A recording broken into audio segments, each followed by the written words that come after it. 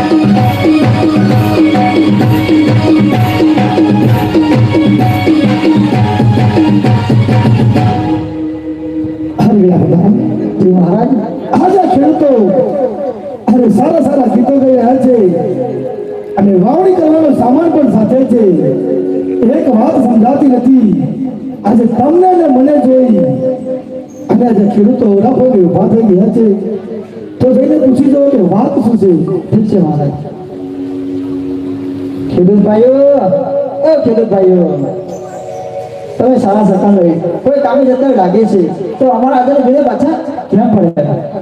અલે ભાઈ બેસી ગઈ ભાઈ, આ તો રાજા વાજા વાદળ કહેવાય. સાચું કહીશું ને તો નહીં છોડે, ખોટું જ કહેવું પડશે.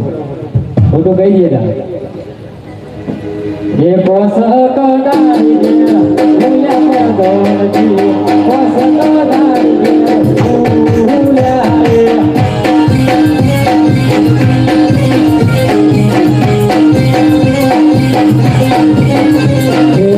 કોસદારી તમારા હાથમાં ફેરે કરે, કોસદારી તમારા હાથ ફેરે.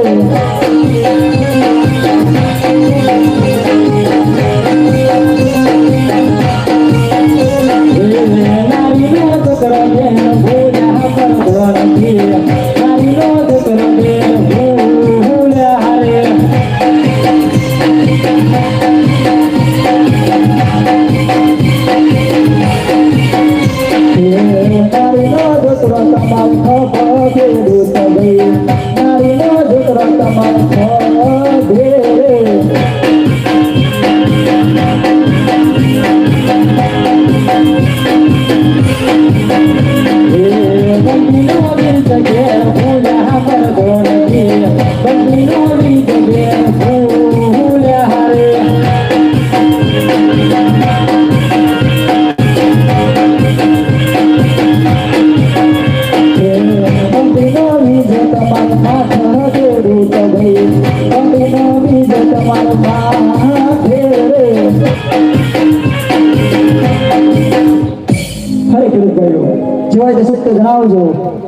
બોલશો તો યોગ્ય નામ આપવામાં આવશે અને જો જુઠ્ઠું બોલશો તમે સંકટ જન્મ પામશો.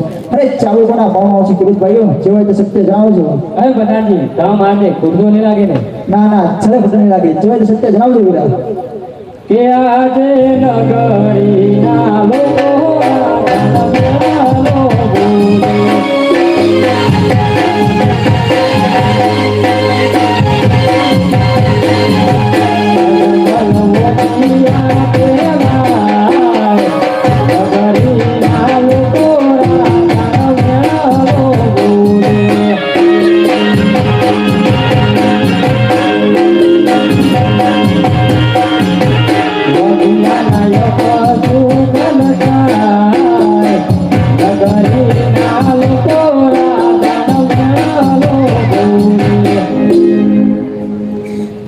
અરે વીરા પ્રધાન જી મહારાજ. આજે આ રેખાઓ અરે આ ખેડૂતો મને ઘણા બોલે છે. અરે એમને કહો કે રાજાને 3 દીકરીઓ છે. અરે લાસા, લક્ષ્મી અને દીકરી સગુણા. તો પછી વાજિયા કઈ રીતે કહેવાય કે જેને પૂછી દો એમને. ઠીક છે મહારાજ. અરે ખેડૂતભાઈઓ અમારા જાને 3 દીકરીઓ છે. લાસા, લક્ષ્મી અને બેની સગુણા. તો અમારા રાજા વાંચ્યા કઈ રીતે કહેવાય? અરે પ્રધાનજી દંડ દીકરી તો પારકાગઢની થાપણ કહેવાય. આજે આ ઘેર તો કાલે પેલા ઘેર.